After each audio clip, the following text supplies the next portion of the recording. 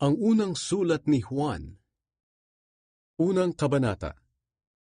Ang salitang nagbibigay ng buhay na walang hanggan. Ipinapahayag namin sa inyo ang tungkol sa Kanya na mula pa sa simula ay nariyan na. Narinig namin Siya, nakita at napagmasdan ng sarili naming mga mata at nahawakan pa namin Siya. Siya ang salita ng Diyos na nagbibigay ng buhay na walang hanggan. Siya na pinagmumula ng buhay na walang hanggan ay nahayag at aming nakita. Pinapatotohanan at ipinapahayag namin Siya sa inyo na sa simula't simula pa ay kasama na ng Ama at nagpakita sa amin. Ipinapahayag namin sa inyo ang nakita at narinig namin upang maging kaisa namin kayo sa Ama at sa Kanyang anak na si Hesukristo. Isinusulat namin ito upang malubos ang aming kagalakan. Ang pamumuhay sa liwanag. Ito ang mensaheng narinig namin mula kay Hesukristo at ipinapahayag naman namin sa inyo. Ang Diyos ay liwanag at sa Kanya ay walang anumang kadiliman. Kung sinasabi nating may pakikiisa tayo sa Kanya ngunit namumuhay naman tayo sa kadiliman, nagsisinungaling tayo at hindi namumuhay ng ayon sa katotohanan. Ngunit kung namumuhay tayo sa liwanag, tulad ng Diyos na nasa liwanag, may pagkakaisa tayo at nililinis tayo ng dugo ni Jesus na Kaniyang anak sa lahat ng kasalanan. Kung sinasabi nating wala tayong kasalanan, dinadaya natin ang ating sarili at wala sa atin ang katotohanan. Ngunit kung ipinagtatapat natin sa Diyos ang ating mga kasalanan, maaasahan nating patatawarin Niya ang ating mga kasalanan at lilinisin tayo sa lahat ng uri ng kasamaan dahil matuwid Siya. Kung sinasabi nating wala tayong kasalanan, ginagawa nating sinungaling ang Diyos at wala sa atin ang Kanyang salita. Ikalawang kabanata. Mga anak, sinusulat ko sa inyo ang mga bagay na ito upang hindi kayo magkasala. Ngunit kung may nagkasala man, may tagapamagitan tayo sa Ama. Siya ay si Hesukristo, ang matuwid. Siya ang ibinigay na handog para sa kapatawaran ng ating mga kasalanan. At hindi lang ng mga kasalanan natin, kundi pati na rin ng kasalanan ng buong mundo. Nakatitiyak tayong kilala natin ang Diyos kung sinusunod natin ang Kanyang mga utos. Ang nagsasabing nakikilala niya ang Diyos, ngunit hindi naman sumusunod sa Kanyang mga utos ay sinungaling at wala sa Kanya ang katotohanan. Ngunit sa sino mang sumusunod sa salita ng Diyos, lubos na natupad sa Kanya ang pag-ibig ng Diyos. At sa ganitong paraan natin malalaman na tayo'y nasa Kanya. Ang sino mang nagsasabing Siya ay sa Diyos, dapat siyang mamuhay ng tulad ni Hesukristo. Mga minamahal, hindi bago ang ibinibigay kong utos na magmahalan kayo, kundi dati na. Ang utos na ito ay walang iba kundi ang mensaheng narinig at tinanggap ninyo mula nang sumampalataya kayo. Ngunit masasabi rin natin na ang utos na ito ay bago, dahil lumilipas na ang kadiliman at nagliliwanag na ang tunay na ilaw. At ang katotohanan ito ay nakita sa buhay ni Kristo at maging sa inyo. Ang sino mang nagsasabing siya'y nasa liwanag ngunit napupuot naman sa kanyang kapatid ay nasa kadiliman pa rin. Ang sino mang nagmamahal sa kanyang kapatid ay namumuhay sa liwanag at walang anuman sa buhay niya ang magiging dahilan ng pagkakasala ng kanyang kapwa. Ngunit ang sino mang napupuot sa kanyang kapatid ay nasa kadiliman. Lumalakad siya sa kadiliman at hindi niya alam ang kanyang patutunguhan dahil binulag siya ng kadilimang ito. Sumusulat ako sa inyo mga anak dahil pinatawad na ng Diyos ang mga kasalanan ninyo dahil kay Kristo. Sumusulat ako sa inyo mga ama dahil nakilala niyo na siya na mula pa sa simula ay nariyan na. Sumusulat ako sa inyo mga kabataan dahil nalupig na ninyo si Satanas. Sumusulat ako sa inyo mga anak dahil nakilala niyo na ang Ama. Sumusulat ako sa inyo mga ama dahil nakilala niyo na siya na mula pa sa simula ay nariyan na. Sumusulat ako sa inyo mga kabataan dahil matatag ang inyong pananampalataya. Sinusunod ninyo ang salita ng Diyos at nalupig na ninyo si Satanas. Huwag ibigin ang mundo. Huwag ninyong ibigin ang mundo o ang mga makamundong bagay. Ang umiibig sa mga ito ay hindi umiibig sa Ama, sapagkat ang lahat ng kamunduhan, ang masasamang hilig ng laman, ang pagnanasa sa mga nakikita ng mata, at ang anumang pagmamayabang sa buhay ay hindi nagmumula sa Ama kundi sa mundo. Ang mundo at lahat ng bagay dito na hinahangad ng tao ay mawawala. Ngunit ang taong sumusunod sa kalooban ng Diyos ay mabubuhay magpakailanman. Ang Antikristo. Mga anak, malapit na ang mga huling araw, at tulad ng narinig ninyo, malapit na ang pagdating ng Antikristo. Ngayon pa lang ay marami ng Antikristo, kaya alam nating malapit na ang mga huling araw. Kahit naging kasama natin sila noong una, hindi sila tunay na kabilang sa atin. Sapagkat kung tunay na kabilang sila, nanatili sana sila sa atin. Ngunit ang pagtiwalag nila ay nagpapakita na hindi talaga sila kabilang sa atin.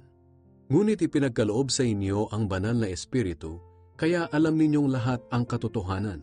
Sumusulat ako sa inyo hindi dahil sa hindi ninyo alam ang katotohanan, kundi dahil sa alam nyo na. At alam din ninyo na walang kasinungalingan na maaaring magmula sa katotohanan. At sino ba ang sinungaling? Ang taong nagsasabing hindi si Jesus ang Kristo. Siya ang Antikristo. Ayaw niyang kilalanin ang Ama at ang Anak. Ang taong hindi kumikilala sa Anak, hindi sumasa kanya ang Ama. Ngunit ang taong kumikilala sa Anak, sumasa kanya ang Ama. Huwag ninyong kalimutan ang mga natutunan ninyo mula pa noong una, upang patuloy kayong mamuhay ng may pagkakaisa sa Anak at sa Ama. Sa ganoon, mapapasa inyo ang ipinangako ni Kristo, ang buhay na walang hanggan. Isinusulat ko sa inyo ang tungkol sa mga taong nanlilinlang sa inyo. Kung tungkol naman sa inyo, ang banal na Espiritu na tinanggap ninyo kay Kristo ay nananatili sa inyo. Kaya hindi na kailangang turuan pa kayo ng iba. Sapagkat ang banal na Espiritu ang magtuturo sa inyo sa lahat ng bagay. At ang mga itinuturo niya ay katotohanan at hindi kasinungalingan. At gaya ng itinuro niya sa inyo, manatili kayo kay Kristo. Kaya nga mga anak, manatili kayo sa Kanya, upang magkaroon tayo ng kapanatagan sa Kanyang pagbabalik at hindi tayo mapahiya pagdating ng araw na yon. Alam ninyo na si Kristo ay matuwid, kaya makasisiguro kayo na ang lahat ng taong gumagawa ng matuwid ay mga anak ng Diyos. Ikatlong kabanata. Mga anak ng Diyos. Pag-isipan ninyo kung gaano kadakila ang pag-ibig ng Ama sa atin. Tinawag niya tayong mga anak niya, at tunay nga na tayo'y mga anak niya. Kaya hindi tayo nakikilala ng mga tao sa mundo dahil hindi nila kilala ang Diyos. Mga minamahal, mga anak na tayo ng Diyos. Ngunit hindi pa naihahayag kung magiging ano tayo sa hinaharap. Alam natin na sa pagbabalik ni Kristo, tayo ay magiging katulad niya dahil makikita natin kung sino talaga siya.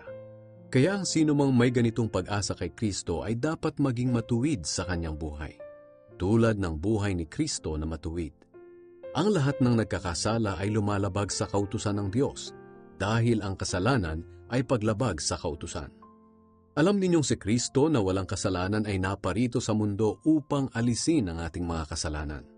Ang sinumang nananatili kay Kristo ay hindi na nagpapatuloy sa kasalanan. Ang nagpapatuloy sa kasalanan ay hindi pa nakakita o nakakilala sa Kanya. Mga anak, huwag kayong padadaya kanino man. Ang sinumang gumagawa ng tama ay matuwid, tulad ni Kristo na matuwid. Ngunit ang nagpapatuloy sa kasalanan ay kampo ng Diablo, dahil ang Diablo ay gumagawa na ng kasalanan mula pa sa simula. Ito ang dahilan kung bakit naparito ang anak ng Diyos, upang wasakin ang mga gawa ng Diablo. Ang sinumang naging anak ng Diyos ay hindi na nagpapatuloy sa kasalanan, dahil ang katangian ng Diyos ay nasa Kanya na. At dahil nga ang Diyos ay Kanyang Ama, hindi na siya nagpapatuloy sa kasalanan. At dito makikilala kung sino ang mga anak ng Diyos at kung sino ang mga anak ng Diablo. Ang lahat ng hindi gumagawa ng matuwid o hindi nagmamahal sa kanyang kapatid ay hindi anak ng Diyos. Magmahalan tayo. Ito ang aral na narinig ninyo nang sumampalataya kayo. Dapat tayong magmahalan. Huwag nating tularan si Cain nakampo ng diablo kaya pinatay niya ang kanyang kapatid. At bakit niya pinatay ang kanyang kapatid? Sapagkat masama ang mga gawa niya at matuwid naman ang mga gawa ng kanyang kapatid. Kaya huwag kayong magtaka mga kapatid, kung galit sa inyo ang mga makamundo. Alam nating inilipat na tayo sa buhay na walang hanggan mula sa kamatayan dahil minamahal natin ang ating mga kapatid. Ang sinumang hindi nagmamahal sa kanyang kapwa ay nananatili sa kamatayan. Ang sinumang napupuot sa kanyang kapatid ay isang mamamatay tao. At alam ninyo na walang mamamatay tao ang may buhay na walang hanggan. Sa ganitong paraan natin nalalaman ang tunay na pag-ibig. Ibinigay ni Hesukristo ang kanyang buhay para sa atin. Kaya dapat din nating ialay ang ating buhay para sa ating mga kapatid. Kung mayroon man sa atin ang nasa mabuting pamumuhay at nakikita ang isang kapatid na nangangailangan, ngunit hindi naman niya ito tinutulungan, masasabi ba natin na sumasa kanya ang pag-ibig ng Diyos? Mga anak, huwag tayong magmahalan sa salita lang, kundi ipakita natin sa gawa na tunay tayong nagmamahalan. Sa ganitong paraan, mapapatunayan natin na tayo nga ay nasa katotohanan at magiging panatag ang ating kalooban sa kanyang harapan kahit inuusig man tayo ng ating konsensya. Sapagkat ang Diyos ay mas higit kaysa sa ating konsensya, at nalalaman niya ang lahat ng bagay.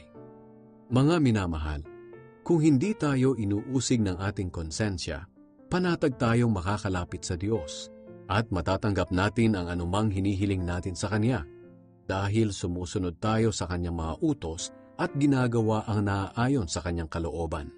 At ito ang Kanyang utos. Dapat tayong sumampalataya sa Kanyang anak na si Hesukristo at magmahalan gaya ng iniutos niya sa atin. Ang mga sumusunod sa utos niya ay nananatili sa kanya at siya'y nananatili rin sa kanila. At malalaman natin na nananatili ang Diyos sa atin sa pamamagitan ng banal na Espiritu na ibinigay niya sa atin. Ika-4 na kabanata. Ang Espiritu ng Diyos at ang Espiritu ng Antikristo. Mga minamahal, huwag kayong basta maniniwala sa mga taong nagsasabi na ang ipinangangaral nila'y mula sa banal na Espiritu. Sa halip, alamin muna ninyo kung nagmula nga sa Diyos ang itinuturo nila. Sapagkat marami ng huwad at sinungaling na propetang nagkalat sa mundo. Sa ganitong paraan ninyo malalaman kung ang Espiritong sumasa kanila ay mula sa Diyos. Kung kinikilala nila na si Hesukristo'y naging tao, ang Diyos mismo ang nagsugo sa kanila.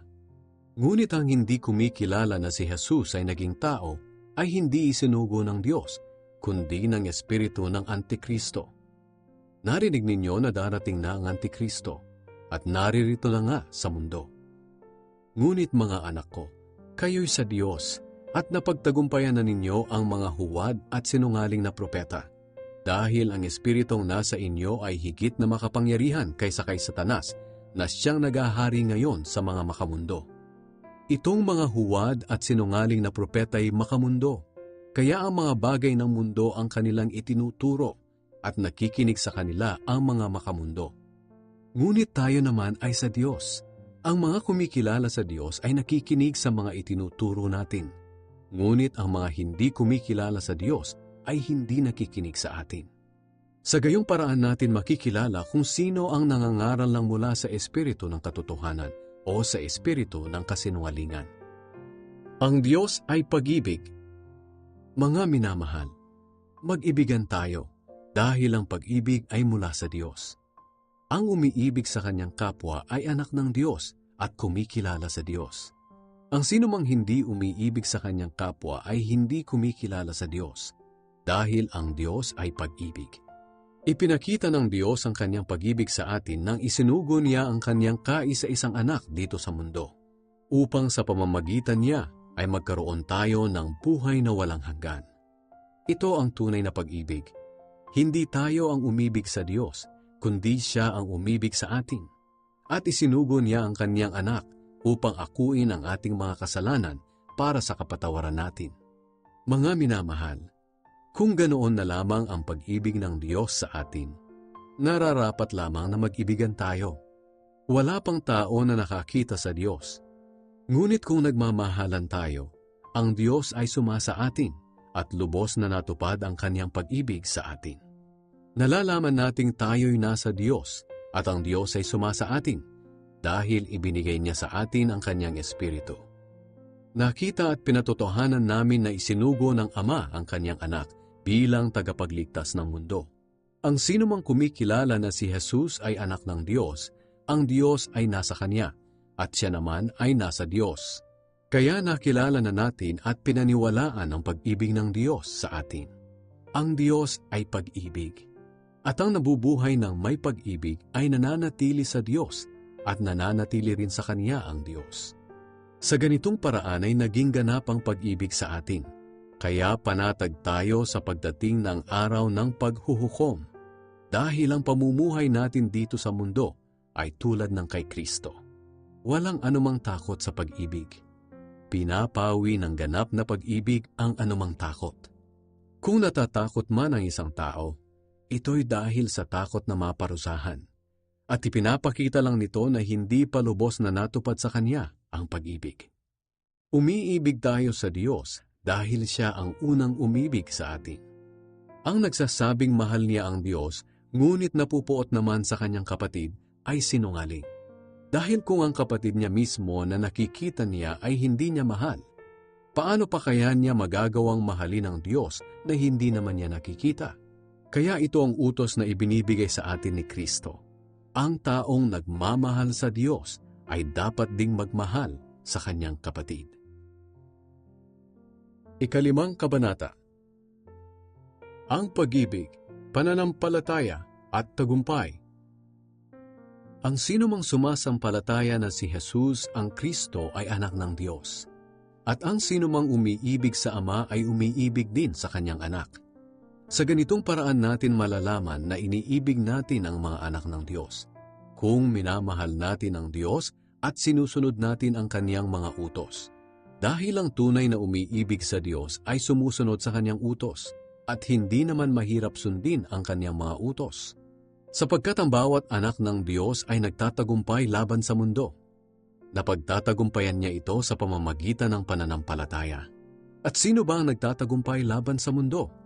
Ang sumasampalataya na si Jesus ay anak ng Diyos. Si Jesus na naparito sa mundo ay napatunayang anak ng Diyos sa pamamagitan ng tubig nang magpabautismo siya at sa pamamagitan ng dugo nang mamatay siya. Hindi lang sa tubig kundi sa pamamagitan din ng dugo. At ang mga bagay na ito'y pinatotohanan din sa atin ng banal na Espiritu. Dahil ang Espiritu ay katotohanan. Kaya may tatlong nagpapatotoo tungkol kay Jesus. Ang banal na Espiritu, ang tubig nang magpabautismo siya, at ang dugo nang mamatay siya. At ang tatlong ito'y nagkakaisa. Tinatanggap natin ang patotoo ng mga tao. Ngunit higit na maaasahan ang patotoo ng Diyos dahil siya mismo ang nagpatotoo tungkol sa kanyang anak. Ang sinumang sumasampalataya sa anak ng Diyos ay naniniwala sa patotoo ng Diyos. Ang sinumang hindi naniniwala sa patotoong ito ay ginagawang sinungaling ang Diyos dahil hindi siya naniniwala sa patotoo ng Diyos tungkol sa kanyang anak. At ito ang patotoo ng Diyos. Binigyan niya tayo ng buhay na walang hanggan. At ang buhay na ito'y nasa kanyang anak. Ang sinumang nasa kanya ang anak ng Diyos ay may buhay na walang hanggan. Ngunit ang sinumang wala sa kanya ang anak ng Diyos ay walang buhay na walang hanggan. Ang buhay na walang hanggan. Isinusulat ko ito sa inyo na mga sumasampalataya sa anak ng Diyos upang malaman ninyong mayroon kayong buhay na walang hanggan. At may kapanatagan tayo sa paglapit natin sa Diyos dahil naniniwala tayong ibibigay niya sa atin ang anumang hilingin natin na ayon sa kanyang kalooban. At kung alam nating nakikinig sa atin ang Diyos, alam nating tinatanggap na natin ang hinihiling natin sa Kanya. Kung nakikita ninyo ang inyong kapatid kay Kristo na gumagawa ng kasalanang hindi hahantong sa espiritual na kamatayan, ipanalangin ninyo siya at bibigyan siya ng Diyos ng buhay. Ito ay para lang sa mga nakagawa ng kasalanang hindi hahantong sa espiritual na kamatayan. May mga kasalanang nagdudulot ng espiritual na kamatayan. Hindi ko sinasabing ipanalangin ninyo ang mga taong nakagawa ng ganitong kasalanan. Ang lahat ng gawaing hindi matuwid ay kasalanan. Ngunit may mga kasalanang hindi hahantong sa espiritual na kamatayan. Alam nating ang sinumang naging anak ng Diyos ay hindi na nagpapatuloy sa kasalanan. Iniingatan siya ng anak ng Diyos at hindi siya maaaring saktan ng diablo. Ang buong mundo ay nasa ilalim ng kapangyarihan ng diablo. Ngunit alam nating tayo'y mga anak ng Diyos. Alam din nating ang anak ng Diyos ay naparito sa mundo at binigyan niya tayo ng pangunawa upang makilala natin ang tunay na Diyos. At tayo nga ay nasa tunay na Diyos sa pamamagitan ng kanyang anak na si Hesukristo. Siya ang tunay na Diyos at ang buhay na walang hanggan. Mga anak, lumayo kayo sa mga Diyos-Diyosan.